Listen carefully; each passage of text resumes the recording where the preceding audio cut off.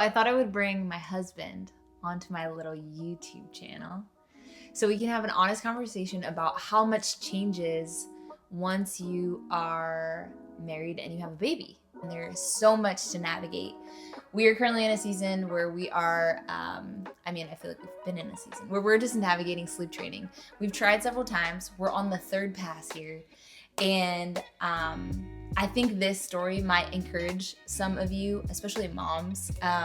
Sleep training is so hard, but particularly on the moms who don't want to hear their baby cry. It is the act of teaching your baby how to fall asleep independently. And that is like so crucial. I want to jump to this story and kind of a couple stories that tag along. But last week, I had on a whim, I was just like, I'm going to let him cry it out midday. And I was not on the same page with Steven. I kind of just like decided it impulsively. And it went so poorly. And it did result in crying for an hour and a half for the baby and crying for me as well. And then Steven came in right away and he was just like, okay, this is what we're gonna do. He was very gentle and kind. And he was like, this is what we're gonna do. I'm gonna take over sleep training and we're gonna do the Ferber method starting tonight. And honestly, I was so relieved. I needed like that leadership in that moment because I was so just like, what are we doing? Like, how are we gonna sustain this? Like, how are we going to survive this like sleeplessness, pain, And so I felt really grateful that you were just like, this is what's happening. And now he's the chief of staff, the chief of sleep training. What brought you to like just like literally walking into the room and being like, okay, this is how this is gonna go down? We had sleep trained before and then he kind of regressed. So then we were just kind of living this, well, it's just the nature of what it is. We're just going to have to always put him down. And I think that was just weighing on us of like, we're both working and even though we have tremendous support, it's still really hard to have to put your baby down all the time. When it takes like a long time. Yeah, like it's not like 5-10 minutes. We're 30 minutes to like get him like rock solid asleep to put him down in the crib, right? So we were like, okay, we have to like move past this. You just went gun-ho in the morning, wasn't working that day. And so I just said, okay, we got to start with nighttime when he's the most tired, get that done right. And so, that's what we did. And it's been working. He's been learning to fall asleep on his own at night, starting to do it in the mornings, and just taking it step by step. I think sometimes you jump into things and especially with babies, you just want it to be done. Yeah. But it's like, we're teaching them. Right. We're instructing them. It's going to take days. It's going to take multiple attempts. And you have to have grace for yourself, for the person that you're married to, and to the baby. Yeah. So it's true. And being on the same page, because I think with anything in regards to the baby, it's like if we're not on the same page, it's going to be just brutal. And then the baby's going to experience our stress. And for what? Like, he's a baby. He doesn't need to. Yeah, no, he needs us to be on the same page. Yeah. Yep, for sure. What else have we used that has been particularly helpful to being on the same page in parenthood?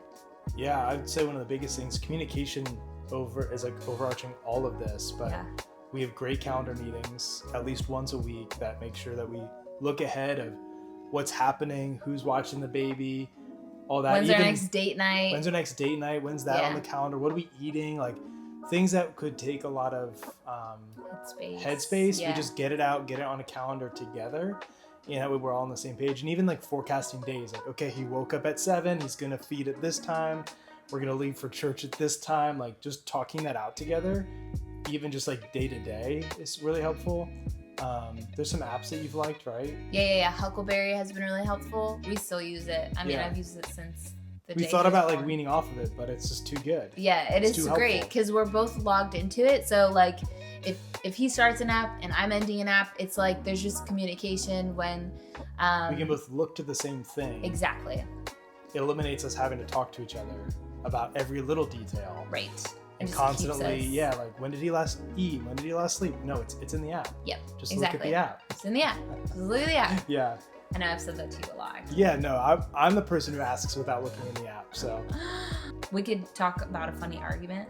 Yeah, we've had a couple. And we didn't really fight that much our first 3 years of marriage, but no. When you throw this screaming, dependent child into the mix.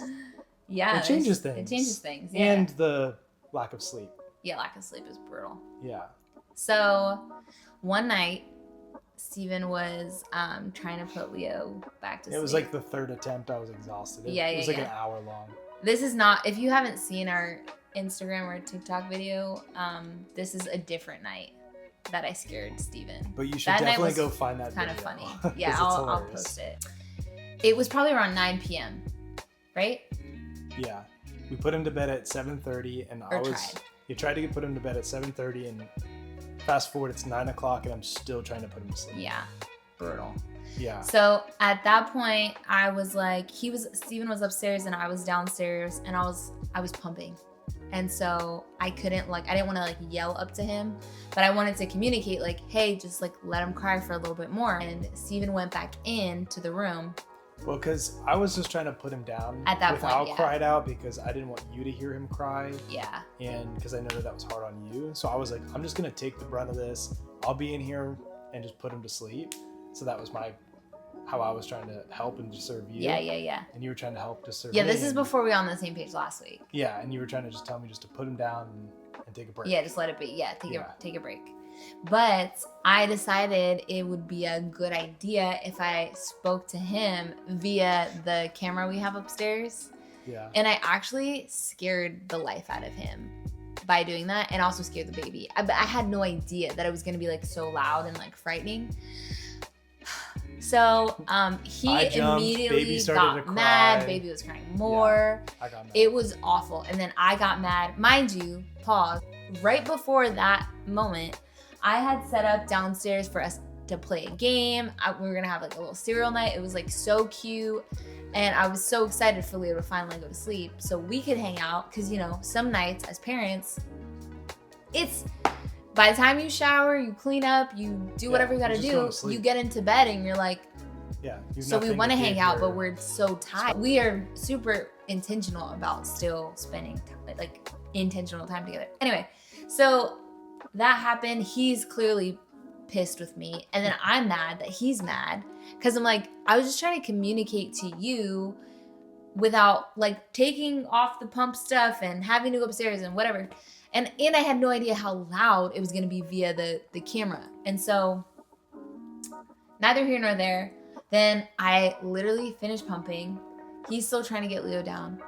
I shut the lights off everywhere. And I'm like, whatever. Then I guess we're not going to hang out. I go into bed. I'm he finally comes into the room. I'm just reading. I am literally so petty.